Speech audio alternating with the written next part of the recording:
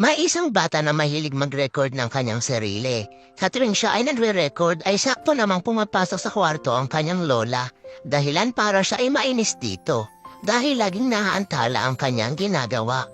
Pero isang araw habang siya ay nagre-record ay nakaramdam siya ng lungkot.